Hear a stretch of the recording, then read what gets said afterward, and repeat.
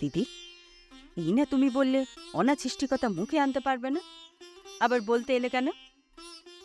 আপিংয়ের নেশায় মানুষের চোখই বুঝে যায়, কানও কি বুঝে যায়? বললুম কি আর ও শুনলে কি? কই দেখি কিরকম হলো? আমি কি বলেছি তোমাকে অমূল্য চোখ কানা করে দিয়েছে? আমার হয়েছে যেন সব দিকে জ্বালা।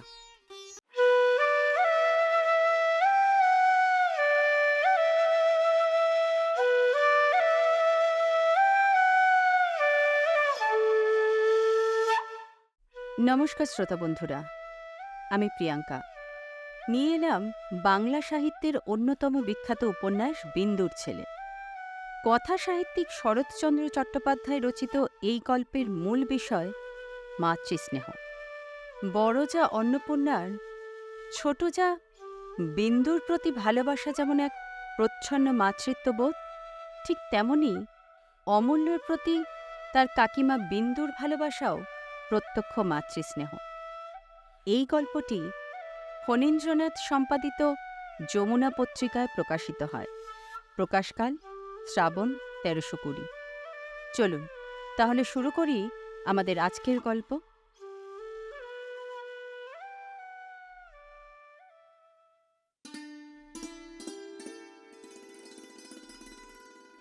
যাদব মুখুজ্জে ও মাধব মুখুজ্জে যে সহোদর ছিলেন না, সে কথা নিজেরা তো ভুলিয়াই ছিলেন, বাহিরের লোকও ভুলিয়াছিল। দরিদ্র যাদব অনেক কষ্টে ছোট ভাই মাধবকে আইন পাশ করাইয়াছিলেন এবং বহু চেষ্টায় ধনাঢ্য জমিদারের একমাত্র সন্তান বিন্দুবাসিনীকে ভাতৃবধূরূপে ঘরে আনিতে সক্ষম হইয়াছিলেন। বিন্দুবাসিনী অসামান্য রূপসী। প্রথম যেদিন সে এই অতুল রূপ ও ১০,০০০ টাকার কাগজ লইয়া ঘর করিতে আসিয়াছিল, সেদিন বড় বউ অন্নপূর্ণার চোখে আনন্দাশ্রু বহিয়াছিল। বাড়িতে শাশুড়ি ননদ ছিল না, তিনিই ছিলেন গৃহিণী। ছোট বধূর মুখখানি তুলিয়া ধরিয়া প্রতিবেশিনীদের কাছে সগর্বে বলিয়াছিলেন, ঘরে বউ আনতে হয়তো এমনই, একেবারে লক্ষ্মীর প্রতিমা। কিন্তু দুদিনেই তাহারে ভুল ভাঙিল।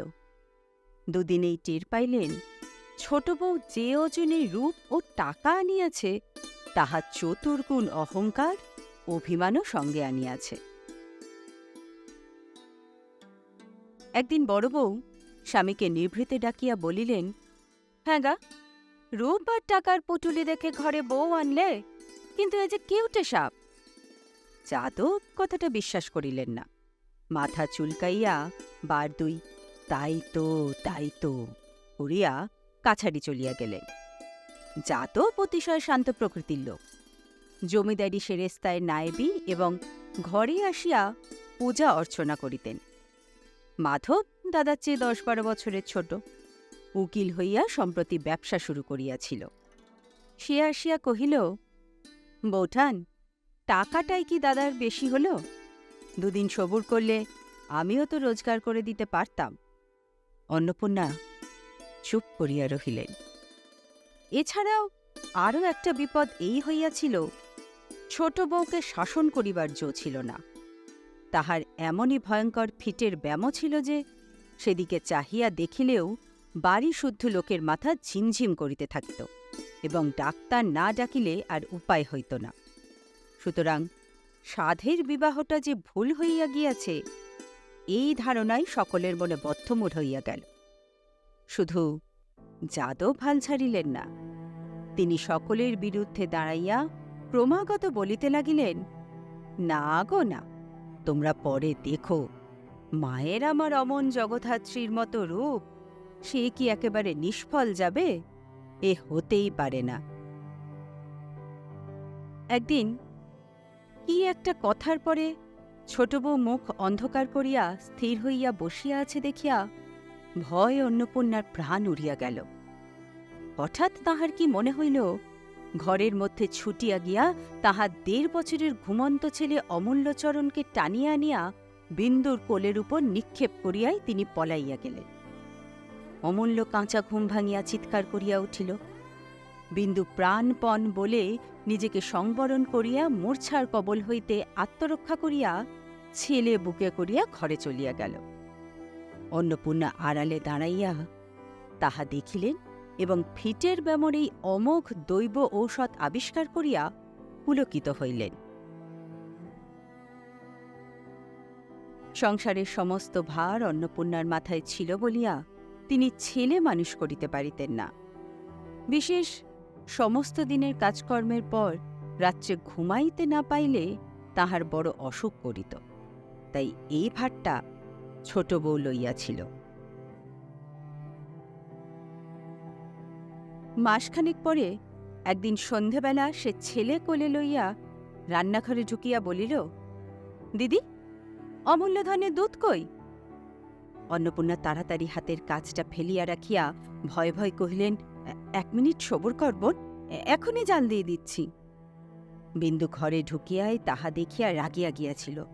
তীক্ষ্ণ কণ্ঠে বলিল, কালও তোমাকে বলেছি আমার 8টার আগে দুধ চাই, তা সে তো 9টা বাজে। কাজটা তোমার যদি এতই ভারী থাকে দিদি, স্পষ্ট করে বললেই তো পারো, আমি অন্য উপায় দেখি। হ্যাঁ বামুন মেয়ে, তোমারও কি একটু হুঁশ থাকতে নেই গা?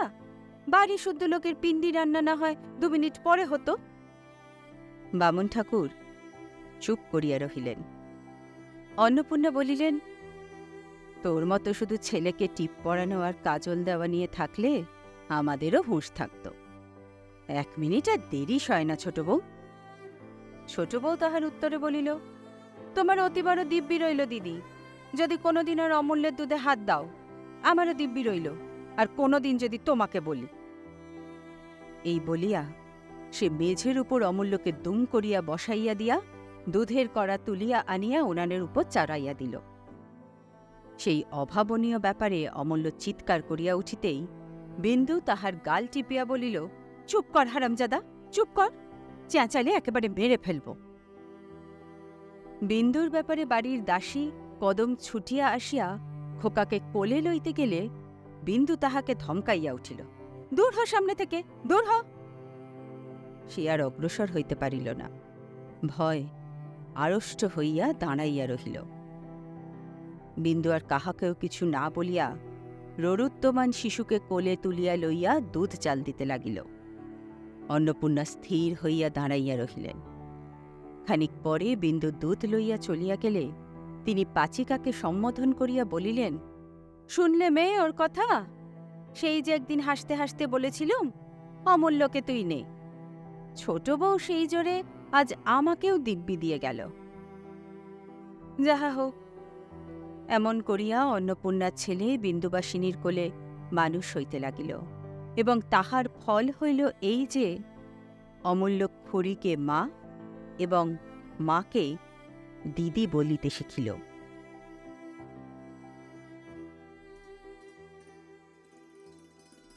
ইহার বছর 4 পরে যেদিন খুব ঘটা করিয়া অমূল্যের হাতে খড়ি হইয়া গেল, তাহার পর দিন সকালে অন্নপূর্ণা রান্নাঘরে কাজে ব্যস্ত ছিলেন।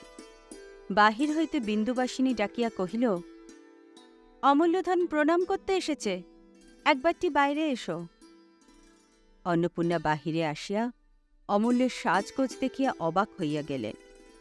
তাহার চোখে কাজল, কপালে টিপ, গলায় সোনার হার, মাথার উপর ঝুঁটি করিয়া চুল বাঁধা, পরনে একখানি হলদে রঙের ছোপানে কাপড়, এক হাতে দড়ি বাঁধা মাটির দোয়াত, বগলে ক্ষুদ্র একখানি মাদুর জড়ানো গুটি কয়েক তালপাতা। বিন্দু বলিল, দিদিকে প্রণাম করত বাবা। অমূল্য জননীকে প্রণাম করিল। তাহার পায়ে জুতা নাই, মোজা নাই, পরনে নানাবিধ বিলাতি পোশাক নাই। অন্নপূর্ণা এই অপরূপ সাজ দেখিয়া হাসিয়া কহিলেন, এত তোর আসে ছোট বউ, ছেলে বুঝি পড়তে যাচ্ছে? বিন্দু হাসি মুখে কহিল, হ্যাঁ, গঙ্গা পণ্ডিতের পাঠশালে পাঠিয়ে দিচ্ছি, আশীর্বাদ করো দিদি, আজকের দিন যেন জীবনে সার্থক হয়। চাকরের দিকে ফিরিয়া চাহিয়া বলিল, ভৈরব, পণ্ডিত মশাইকে আমার নাম করে বিশেষ করে বলে দিস, ছেলেকে আমার যেন কেউ মারধর না করে। দিদি, এই 5টা টাকা ধরো, বেশ করে একখানি সিঁদে সাজিয়ে টাকা কটি দিয়ে কদমের হাতে পাঠশালে পাঠিয়ে দাও। বলিয়া সে গভীর স্নেহে চুমা খাইয়া ছেলেকে কোলে তুলিয়া লইয়া চলিয়া গেল। অন্নপূর্ণার দুই চোখে অশ্রু উচ্ছ্বসিত হইয়া উঠিল।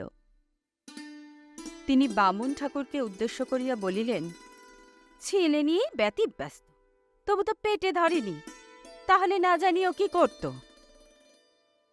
পাচিকা কহিল, সেজন্যই ভগবান বোধ করি দিলেন না। 18-19 বছর বয়স হল, কথাটা সেই সইতে পাইল না। ছোট বউ একা ফিরিয়া আসিয়া বলিল, দিদি, বড়ঠাকুরকে বলে আমাদের বাড়ির সামনে একটা পাঠশালা করে দেওয়া যায় না? আমি সমস্ত খরচ দেব।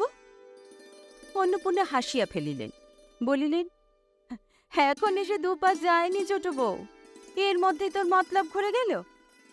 না হয় তুইও যা না, পাঠশালে গিয়ে বসে থাকবি। বিন্দু অপ্রতিভ হইয়া হাসিয়া বলিল, মতলব ঘরেনি দিদি, কিন্তু ভাবছি আড়ালে থাকা এক আর চোখের সামনে থাকা এক। পরনে সব দুষ্টু ছেলে, ওকে ছোটটি পেয়ে যদি মারধর করে। অন্নপূর্ণা বলিলেন, করলেই বা, ছেলেরা মারামারি করে, তাছাড়া সকলের ছেলেই সমান ছোট বউ। তাদের বাপ মা প্রাণ ধরে যদি পাঠশালে দিতে যেতে পারে, তুই পারবি না কেন? পরের সঙ্গে তুলনা করাটা বিন্দু একেবারে পছন্দ করিত না। তাই বোধ করি মনে মনে অসন্তুষ্ট হইয়া বলিল, তোমার এক কথা দিদি, ধরো যদি কেউ ওর চোখে কলমের খোঁচাটাই দিয়ে দেয়, তাহলে? অন্নপূর্ণা তাহার মনের ভাব বুঝিয়া হাসিয়া বলিলেন, তাহলে ডাক্তার দেখাবি। কিন্তু সত্যি বলছি তোকে, আমি তো 7 দিন 7 রাত বসে ভাবলেও খোঁচাখুচির কথা মনে করতে পারতুম না। এত ছেলে পড়ে, কে কার চোখে কলমের খোঁচা দেয় তাও তো শুনিনি। বিন্দু কহিল, তুমি শোনোনি বলে কি এমন কাণ্ড হতে পারে না? 2 বাতের কথা কে বলতে পারে? আচ্ছা বেশ, তো তুমি একবার বলেই দেখো না, তারপর যা হয় হবে। অন্নপূর্ণা গম্ভীর হইয়া বলিলেন, যা হবে তা দেখতেই পাচ্ছি। তুই একবার যখন ধরেছিস, তখন কি আর না করে ছাড়বি? কিন্তু আমি এমন অনাছিষ্টিকতা মুখে আনতে পারবো না। আর তুইও তো কথা কোস, নিজেই বলগে না। এবার বিন্দু রাগ করিল, বলিল, বলবই তো, এত দূরে রোজ রোজ আমি ছেলে পাঠাতে পারবো না। এতে কারুর ভালো লাগুক আর না লাগুক, আর এতে ওর বিদ্যে হোক আর নাই হোক। হ্যাঁ কদম, তোকে না বললুম সিদে দিয়ে আসতে, হাঁ করে দাঁড়িয়ে আছিস যে? তাহার ক্রুদ্ধভাব লক্ষ্য করিয়া অন্নপূর্ণা ব্যস্ত হইয়া বলিলেন, সিদে দিচ্ছি। একেবারে এত উতলা হোস নে ছোট বউ। আচ্ছা, ছেলে কি তোর বড় হবে না? তুই কি চিরকাল তাকে আঁচল চাপা দিয়ে রাখতে পারবি? এটা ভাবিস না কেন? ছোট বউ সে কথা জবাব না দিয়া বলিল, কদম, সিদে দিয়ে গুরুমশায়ের পায়ের ধুলো একটু তার মাথায় দিয়ে ছেলে ফিরিয়ে আনগে। তাকেও একবার বিকেলবেলা আসতে বলিস। যে বুঝবে না তাকে আর বোঝাবো কি করে? বলছি, ছোটটি পেয়ে যদি কেউ মারধর করে, না, চিরকাল কি তুই আঁচল চাপা দিয়ে রাখতে পারবি? কি পারবো না পারবো সে পরামর্শ তো নিতে আসিনি। বলিয়া সে উত্তরের জন্য অপেক্ষা না করিয়া হনহন করিয়া চলিয়া গেল। অন্নপূর্ণা অবাক হইয়া দাঁড়াইয়া রহিলেন। কদম বলিল, আর দাঁড়িয়ে থেকো না মা, হয়তো এখনই আবার এসে পড়বেন। উনি যা ধরেছেন, বিধাতা পুরুষেরও 7 দিনেই যেটা রদ করেন।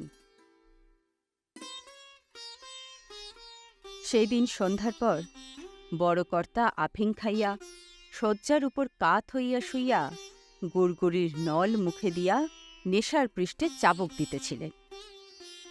এমন সময় দরজার শিকলটা ঝনঝন করিয়া নড়িয়া উঠিল। যাদব কষ্টে চোখ খুলিয়া বলিলেন, কে ও? অন্নপূর্ণা ঘরে ঢুকিয়া বলিলেন, ছোট বউ কি বলতে এসেছে শোনো।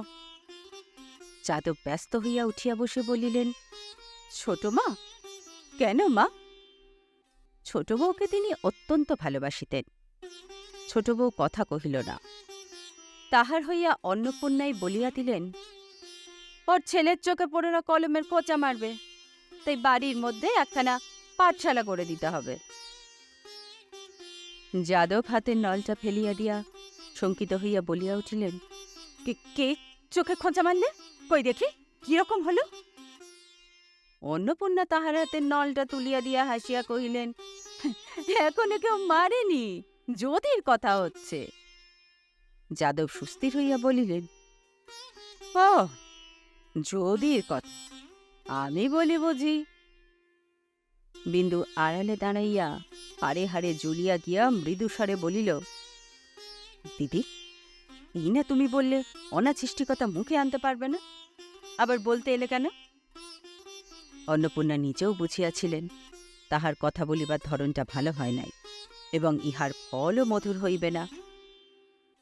এখন এই চাপা গলার নিগুড় অর্থ স্পষ্ট অনুভব করিয়া তিনি যথার্থই ভীত হইয়া উঠিলেন।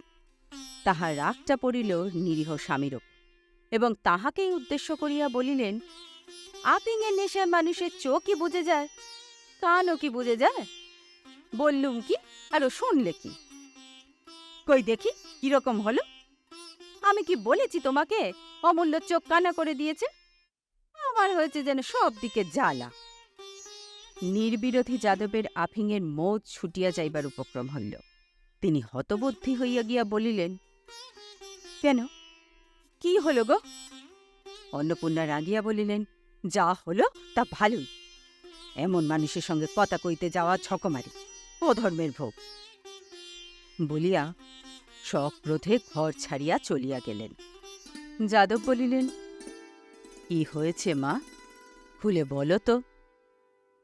বিন্দু দ্বারের অন্তরালে দাঁড়াইয়া আস্তে আস্তে বলিল, বাইরে গোলার ধারে একটি পাঠশালা হলে। যাদব বলিলেন, এ আর বেশি কথা কি মা, কিন্তু পড়াবে কে? বিন্দু কহিল, পণ্ডিত মশাই এসেছিলেন, তিনি মাসে 10 টাকা করে পেলে পাঠশালা তুলে আনবেন। আমি বলি, আমার সুদের জমা টাকা থেকে যেন সব খরচ দেওয়া হয়। যাদব সন্তুষ্ট হইয়া বলিলেন, বেশ তো মা, কালই আমি লোক লাগিয়ে দেব। গঙ্গারাম এইখানে যদি তার পাঠশালা তুলে আনে, সে ভালো কথাই। ভাসুরের হুকুম পাইয়া বিন্দুর রাগ পড়িয়া গেল। সে হাসি মুখে রান্নাঘরে ঢুকিয়া দেখিল অন্নপূর্ণা মুখ ভার করিয়া বসিয়া আছেন, এবং কাছে বসিয়া কদম হাত মুখ নাড়িয়া কি যেন ব্যাখ্যা করিতেছে। বিন্দুকে ঢুকিতে দেখিয়াই সে পাংশ মুখে, অমা, এই যে বলিয়াই বক্তব্য শেষ করিয়া ফেলিল। বিন্দু বুঝিল তাহার কথাই হইতেছিল। সামনে আসিয়া বলিল, ও মা, কি তাই বল না। ভয় কদমের গলা কাঠ হইয়া গিয়াছিল। সে ঠোক গিলিয়া বলিল, না দিদি, এই কি না, বড়মা বললেন কি না, এই ধর না কেন। বিন্দু রুক্ষস্বরে বলিল, ধরেছি, তুই কাজ করগে যা। কদম বিরক্তি না করিয়া উঠিয়া গিয়া বাঁচিল। তখন বিন্দু অন্নপূর্ণাকে কহিল, বড় গিন্নির পরামর্শদাতাগুলি বেশ, বৎঠাকুরকে বলে ওদের মাইনে বাড়িয়ে দেওয়া উচিত। বিন্দু খুশি থাকিলে অন্নপূর্ণাকে দিদি বলিত, রাগিলে বড় গিন্নি বলিত। অন্নপূর্ণা জ্বলিয়া উঠিয়া বলিলেন, জানা বলগে না, বৎঠাকুর আমার মাথাটা কেটে নেবে, আর বৎঠাকুরও তেমনি, সে তক্ষণি শুরু করবে, ই মা, কি বলছো মা, ঠিক কথা মা। ঠেট ঠেট বরাত দেখেছি ছোট বউ, কিন্তু তোর মতো দেখিনি। কি কপাল নিয়ে জন্মেছিলি মাইরি, বাড়ি সত্য সবাই যেন ভয় জড়সড়। বিন্দুর রাগ হইয়াছিল বটে। অন্নপূর্ণার কথার ভঙ্গিতে সে হাসিয়া ফেলিল, বলিল, কই, তুমি তো ভয় করো না। অন্নপূর্ণা বলিলেন, করি নে আবার, তোমার রণচণ্ডী মূর্তি দেখলে যার বুকের রক্ত জল হয়ে না যায়, সে এখনো মায়ের পেটে আছে। কিন্তু অত রাগ ভালো নয় ছোট বউ, এখনো কি ছোটটি আছিস? ছেলে হলে যে এতদিন 4-5 ছেলের মা হতিস, আর তোকেই বা দোষ দেব কি? ওই বুড়ো মিনসেই আদর দিয়ে তোর মাথাটা খেলে। বিন্দু বলিল, কপাল নিয়ে যে জন্মেছিলুম দিদি, সে কথা তোমার মানি। ধন দৌলত আদর আহ্লাদ অনেকেই পায়, সেটা বেশি কথা নয়, কিন্তু এমন দেবতার মতো ভাসুর পেতে অনেক জন্ম জন্মান্তরের তপস্যার ফল থাকা চাই। আমার অদৃষ্ট দিদি, তুমি হিংসে করে কি করবে? কিন্তু আদর দিয়ে তিনি তো মাথা খাননি। আদর দিয়ে যদি কেউ মাথা খেয়ে থাকে তো সে তুমি। অন্নপূর্ণা হাত নাড়িয়া বলিলেন, আমি? সে কথা কেন বলবার জো নেই। আমার শাসন বড় কড়া শাসন, কিন্তু কি করব, আমার কপাল মন্দ, আমাকে কেউ ভয় করে না। দাসী চাকরগুলো পর্যন্ত মুখের সামনে দাঁড়িয়ে সমানে ঝগড়া করে যেন তারাই মনিব, আর আমি দাসীবাদী। আমি তাই শুয়ে থাকি। অন্য কেউ হলে। তাহার এই উল্টোপাল্টা কথায় বিন্দু খিলখিল করিয়া হাসিয়া ফেলিল, বলিল, দিদি, তুমি সত্যযুগের মানুষ, কেন মরতে একালে এসে জন্মেছিলে? কই, আমার সঙ্গে তো কেউ ঝগড়া করে না। বলিয়া সহসা সুমুখে আসিয়া হাঁটু গাড়িয়া বসিয়া দুই বাহু দিয়া অন্নপূর্ণার গলা জড়াইয়া ধরিয়া বলিল, একটা গল্প বলো না দিদি। অন্নপূর্ণা রাগিয়া বলিল, যা, সরে যা। পদম ছুটিয়া আসিয়া বলিল, দিদি, অমূল্যধন জাতিতে হাত কেটে ফেলে কাঁদছে। বিন্দু তৎক্ষণাৎ গলা ছাড়িয়া দিয়া উঠিয়া দাঁড়াইয়া বলিল, জানতে পেলে কোথায়? তোরা কি করছিলি? আমি ও ঘরে বিছানা করছিলাম দিদি, জানি না ও কখন বড়মার ঘরে ঢুকে। আচ্ছা, হয়েছে হয়েছে, যা। বলিয়া বিন্দু ঘর ছাড়িয়া চলিয়া গেল। খানিক পরে অমূল্যের আঙুলের ডগায় ভিজা ন্যাকড়ার পটি বাঁধিয়া কোলে করিয়া আসিয়া বলিল, আচ্ছা দিদি, কতদিন বলেছি তোমাকে ছেলেপুলের ঘরে জাঁতিটাতিগুলো একটু সাবধানে রেখো, তা? অন্নপূর্ণা আরও রাগিয়া গিয়া বলিলেন, কি কথা যে তুই বলিস ছোট বউ, তার মাথা মুন্ডু নেই। কখন তোর ছেলে ঘরে ঢুকে হাত কাটবে বলে কি জাতি নোয়া সিন্ধুকে বন্ধ করে রাখব? বিন্দু বলিল, না, কাল থেকে ওকে দড়ি দিয়ে বেঁধে রাখ, তাহলে আর ঢুকবে না, বলিয়া বাহির হইয়া গেল। অন্নপূর্ণা বলিলেন, শুনলি কদম, ওর জবরদস্তির কথাগুলো? জাতি কি মানুষ সিন্ধুকে তুলে রাখে? কদম কি একটা বলিতে গিয়া হাঁ করিয়া থামিয়া গেল। বিন্দু ফিরিয়া আসিয়া বলিল, ফের যদি তুমি দাসী চাকরকে মধ্যস্থ মানবে তো সত্যি বলছি তোমাকে ছেলে নিয়ে আমি বাপের বাড়ি চলে যাব। অন্নপূর্ণা বলিলেন, যা না যা, কিন্তু মাথা খুঁড়ে মরে গেলেও আর ফিরিয়ে আনবার নামটি করব না, সে কথা মনে রাখিস। আমি আসতেও চাই না, বলিয়া বিন্দু মুখ ভার করিয়া চলিয়া গেল।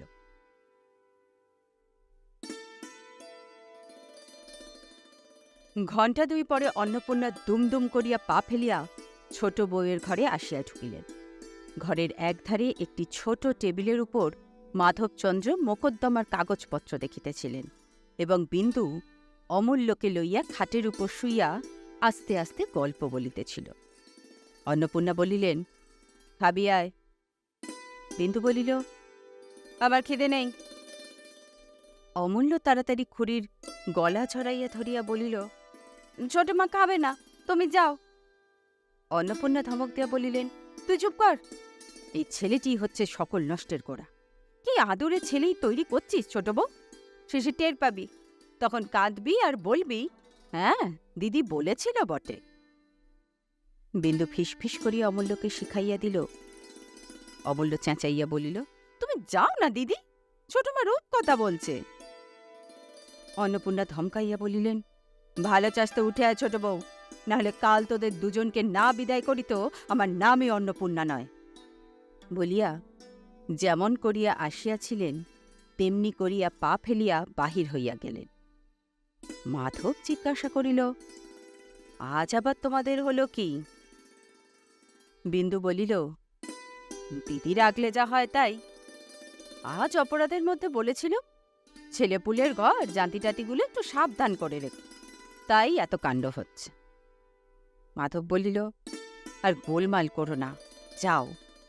বৌঠান যেমন করে পা ফেলে বেড়াচ্ছেন, দাদা এখনই উঠে পড়বেন। বিন্দু অমূল্যকে কোলে তুলিয়া লইয়া হাসিয়া রান্নাঘরে চলিয়া গেল।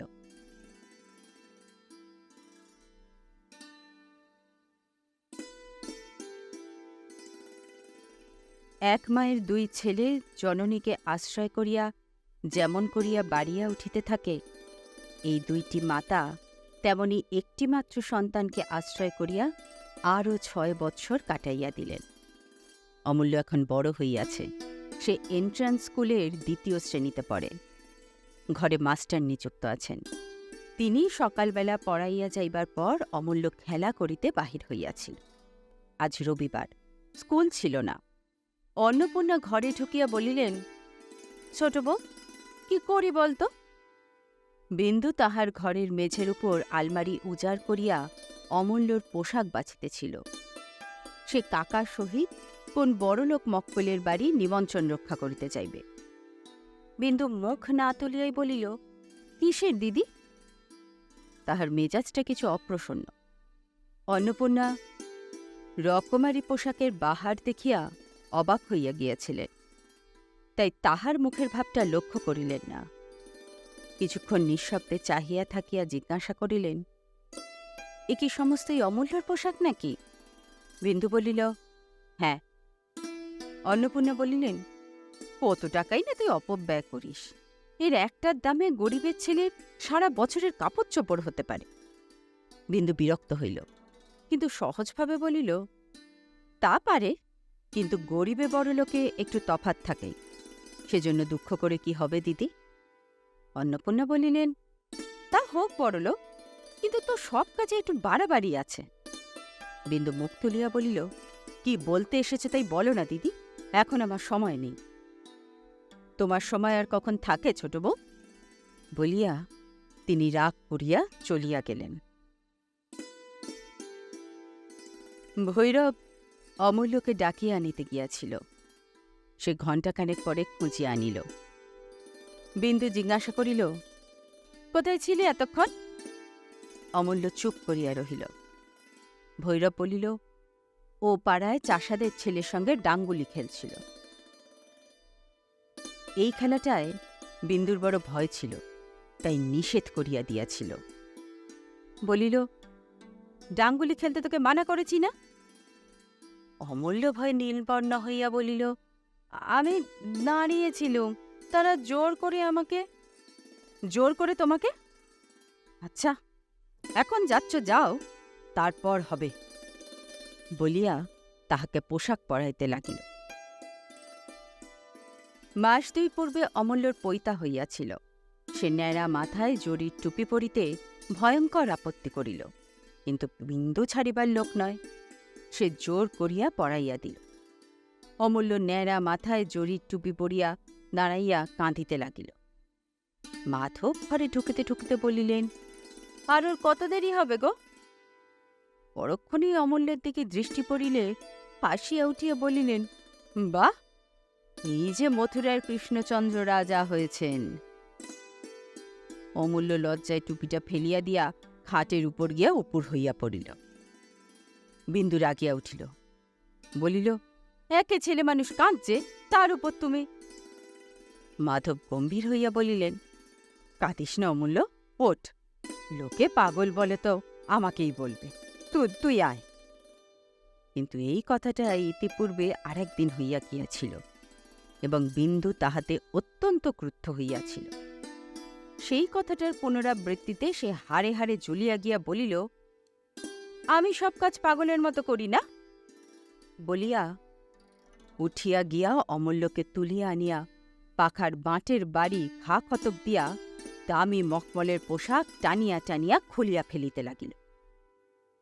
মাধব ভয় ভয়ে বাহির হইয়া গিয়া অন্নপূর্ণাকে সংবাদ দিলেন, মাথায় ভূত চেপেছে বউঠান, একবার যাও। অন্নপূর্ণা ঘরে ঢুকিয়া দেখিলেন, বিন্দু সমস্ত পোশাক খুলিয়া লইয়া একটা সাধারণ বস্ত্র পরাইয়া দিতেছে। অমূল্য ভয় বিবর্ণ হইয়া দাঁড়াইয়া আছে। অন্নপূর্ণা বলিলেন, বেশ তো হয়েছিল ছোট বউ, খুললি কেন? বিন্দু অমূল্যকে ছাড়িয়া দিয়া হঠাৎ গলায় আঁচল দিয়া হাত জোর করিয়া বলিল, তোমাদের পায়ে পড়ি বড় গিন্নি, সামনে থেকে একটু যাও। তোমাদের 5 জনের মধ্যস্থতার জ্বালায় ওর প্রাণটাই মার খেয়ে যাবে।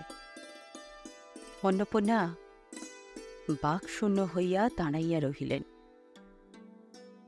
বিন্দু অমূল্যর একটা কান ধরিয়া টানিয়া আনিয়া ঘরের এক কোণে দাঁড় করাইয়া দিয়া বলিল, যেমন বজ্জাত ছেলে তুমি, তেমনই তোমার শাস্তি হওয়া চাই।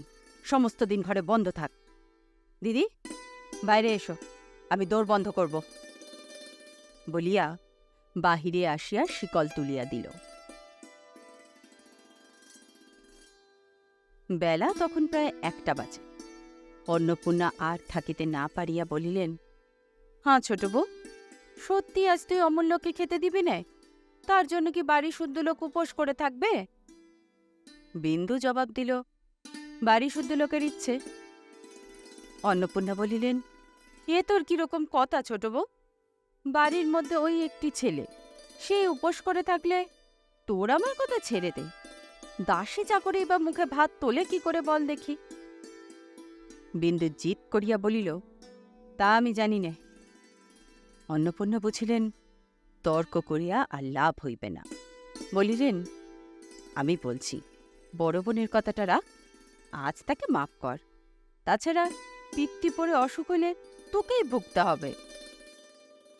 বেলার দিকে চাহিয়া বিন্দু নিজেই নরম হইয়া আসিয়াছিল।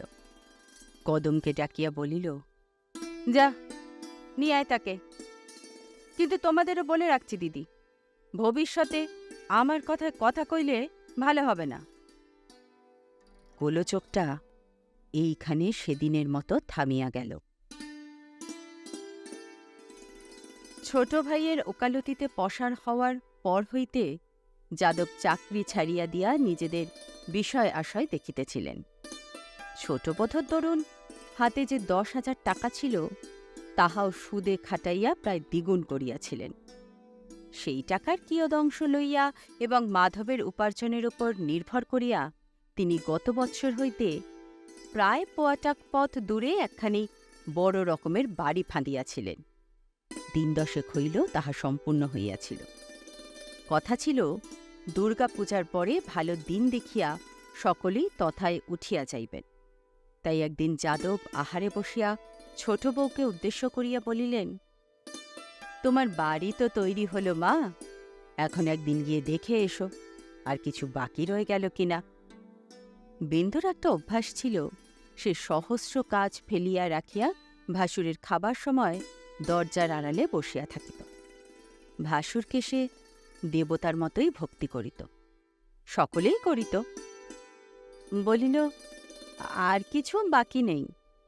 যাদব হাসিয়া বলিলেন, না দেখেই রায় দিয়ে দিলে মা? আচ্ছা, ভালো কথা। তবে আরও একটি কথা আছে। আমার ইচ্ছে হয় আত্মীয় স্বজন আমাদের যে যেখানে আছেন সকলকেই এক এক করে একটি সুদিন দেখে উঠে যাই, গিয়ে গৃহদেবতার পূজা দিই। কি বলো মা? বিন্দু আস্তে আস্তে বলিল, দিদিকে বলি, তিনি যা বলবেন তাই হবে। যাদব বলিলেন, তা বলো, কিন্তু তুমি আমার সংসারের লক্ষ্মী মা, তোমার ইচ্ছাতেই কাজ হবে। অন্নপূর্ণা অদূরেই বসিয়াছিলেন, হাসিয়া বলিলেন, তবু তোমার মা লক্ষ্মীটি যদি একটু শান্ত হতেন। যাদব বলিলেন, শান্ত আবার কি বড় বউ, আমার মা জগৎধাত্রী, বড় দেন, আবশ্যক হলে খাঁড়াও ধরেন। ওই তো আমি চাই, মাকে এনে অবধি সংসারে আমার এতটুকু দুঃখ কষ্ট নেই। অন্নপূর্ণা বলিলেন, সে কথা তোমার সত্যি। ও আসবার আগের দিনগুলো এখন মনে করলেও ভয় হয়। বিন্দু লজ্জা পাইয়া সে কথা চাপা দিয়া বলিল, আপনি সকলকে আনান, আমাদের ও বাড়ি বেশ বড়, কারও কোনো কষ্ট হবে না। ইচ্ছে করলে তারা 2 মাস 6 মাস থাকতেও পারবেন। যাদব বলিলেন, তাই হবে মা, কালই আমি আনবার বন্দোবস্ত করব। ইহাদের পিস্তুত বোন এলোকেশীর অবস্থা ভালো ছিল না। যাদব তাহাকে প্রায়ই অর্থ সাহায্য করিয়া পাঠাইতেন। কিছুদিন হইতে তিনি তাহার পুত্র নরেনকে এইখানে রাখিয়া লেখাপড়া শিখাইবার ইচ্ছা জানাইয়া চিঠিপত্র লিখিতেছিলেন। এই সময় তিনি ছেলে লইয়া উত্তরপাড়া হইতে আসিয়া উপস্থিত হইলেন। তাহার স্বামী প্রিয়নাথ সেখানে কি করিতেন তাহা ঠিক করিয়া কেহই বলিতে পারি না। 2 দিনের মধ্যে তিনিও আসিয়া পড়িলেন। নরেনের বয়স 16-17, সে চওড়া পাড়ের কাপড় ফের দিয়া পড়িত এবং দিনের মধ্যে ৮-১০ বার চুল আঁচড়াইত। টেরিটা তাহার বাস্তবিকই একটা দেখিবার বস্তু ছিল। আজ সন্ধ্যার পর রান্নাঘরের বারান্দায় সকলে একত্রে বসিয়াছিলেন এবং এলোকেশী তাহার পুত্রের অসাধারণ রূপগুণের পরিচয় দিতেছিলেন। বিন্দু জিজ্ঞাসা করিল, নরেন, কোন ক্লাসে পড়ো তুমি? নরেন বলিল, 4th class. Royal reader, grammar, geography, arithmetic, আরও কত কি, ডেসিমাল টেসিমাল, ওসব তুমি বুঝবে না মামি। এলোকেশী সগর্বে পুত্রের মুখের দিকে একবার চাহিয়া বিন্দুকে বলিলেন, সে কি এক আধখানা বই ছোট বউ? বইয়ের পাহাড়। কাল বইগুলো বাক্স থেকে বার করে তোমার মামিদের একবার দেখিও তো বাবা। নরেন ঘাড় নাড়িয়া বলিল, আচ্ছা, দেখাবো। বিন্দু বলিল, পাশ করতে এখনো তো দেরি আছে। এলোকেশী বলিলেন, দেরি কি থাকতো ছোট বউ? দেরি থাকতো না। এতদিনে একটা কেন, 4টে পাশ করে ফেলতো। শুধু মুখ পোড়া মাস্টারের জন্যই হচ্ছে না। তার সর্বনাশ হোক। পাছাকে সে যে কি বিষ নজরেই দেখেছে তা সেই জানে। ওকে কি তুলে দিচ্ছে? দিচ্ছে না। হিংসে করে বছরের পর বছর একটা ক্লাসেই ফেলে রেখেছে। বিন্দু বিস্মিত হইয়া কহিল, কই, এরকম তো হয় না। এলোকেশী বলিলেন, হচ্ছে, আবার হয় না। মাস্টারগুলো সব একজোট হয়ে ঘুষ চায়। আমি গরিব মানুষ, ঘুষের টাকা কোথা থেকে জোগাই বলতো? বিন্দু চুপ করিয়া রহিল।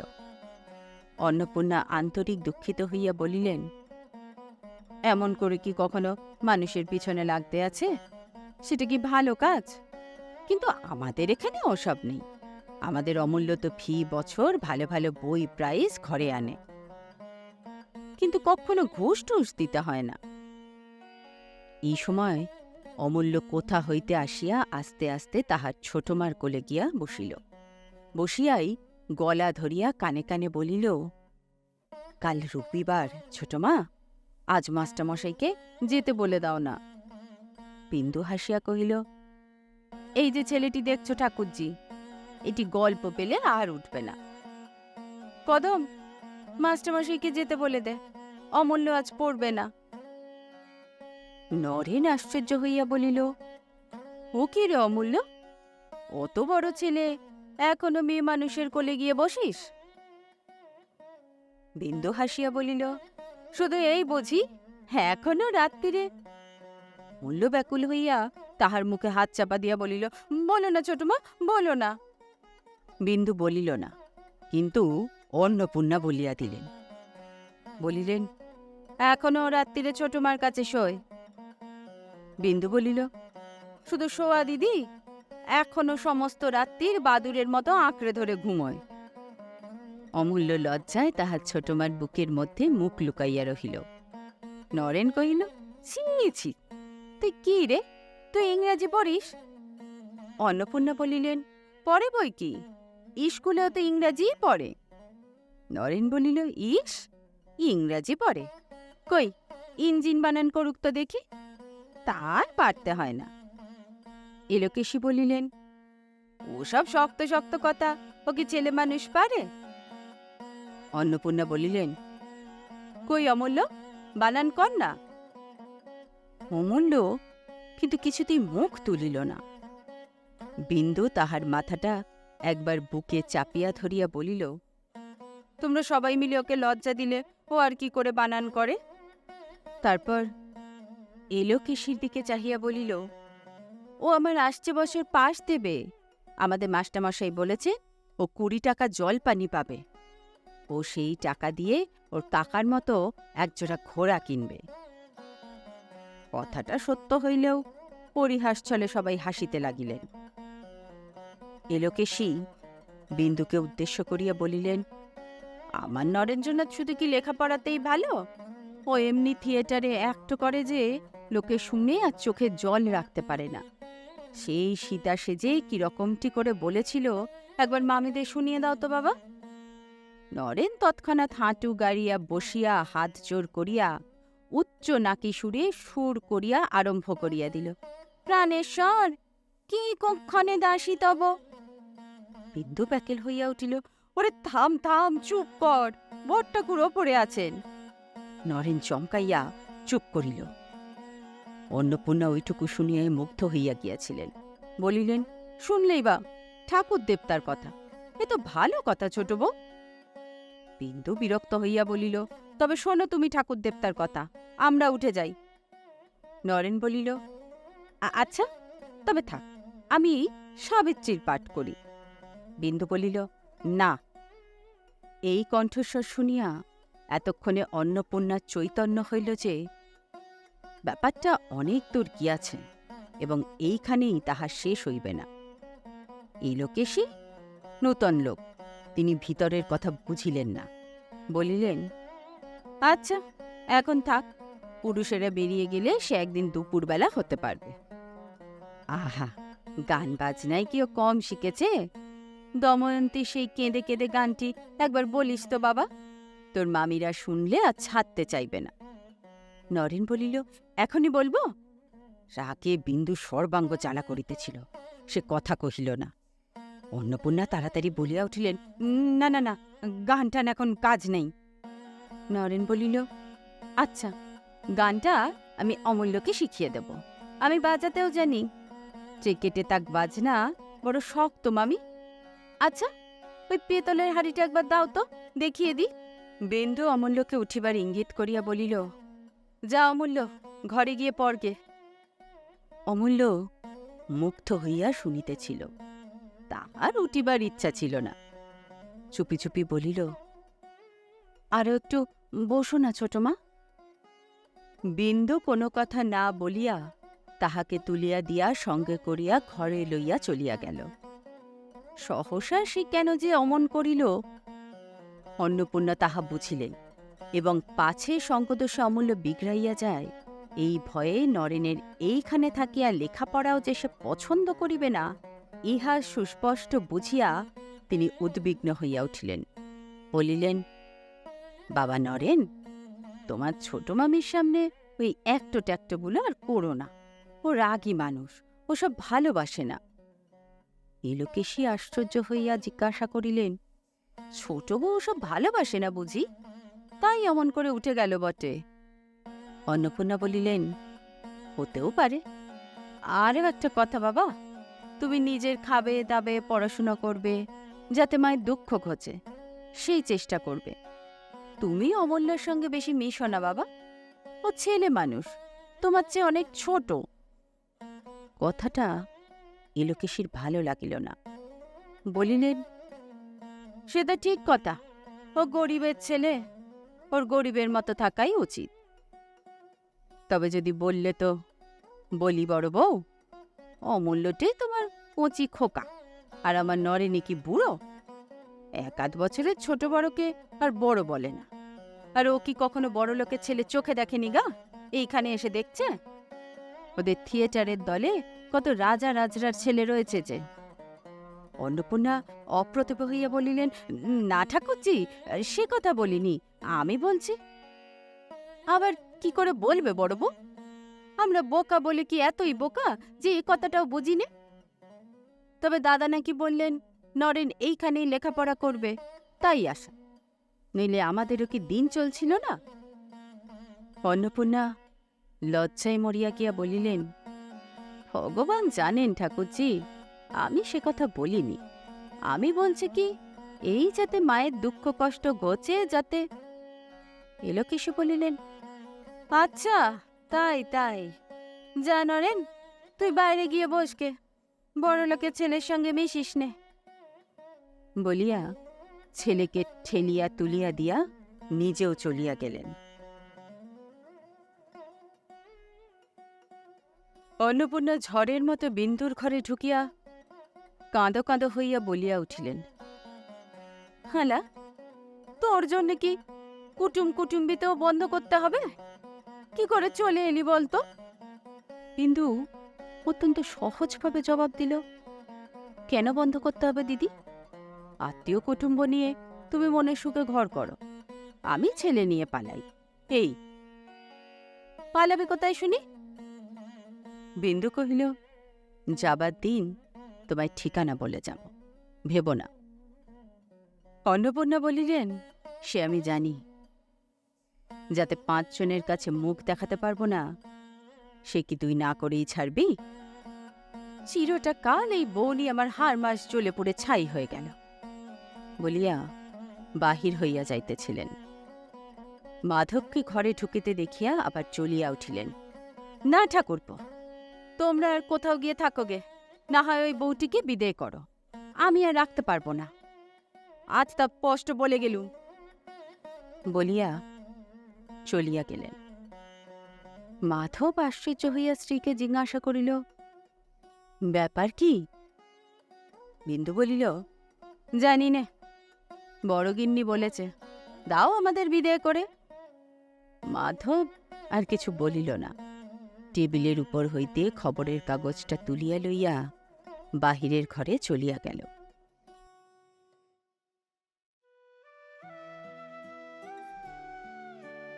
শুনছিলেন শরৎচন্দ্র চট্টোপাধ্যায় রচিত উপন্যাস বিন্দুর ছেলে।